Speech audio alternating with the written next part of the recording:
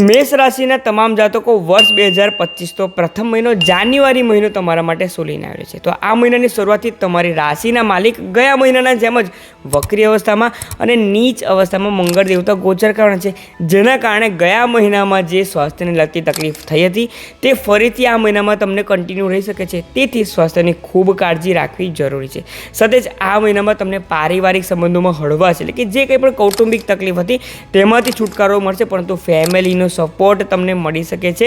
સાથે જ આ મહિનામાં માન સન્માનમાં ખૂબ વધારો થઈ શકે છે. કાર્યસ્થળ પર તમારા દ્વારા લેવામાં આવેલા ડિસિઝન તમને ખૂબ મદદ કરી શકે છે.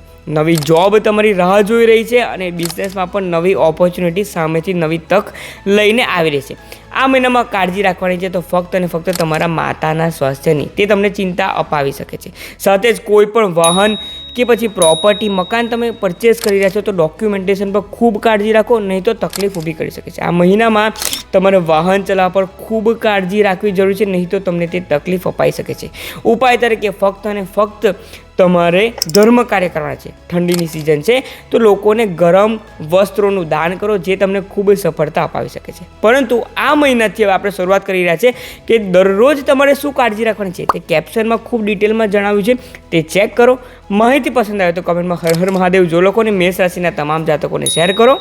ઓમ નમઃ શિવાય.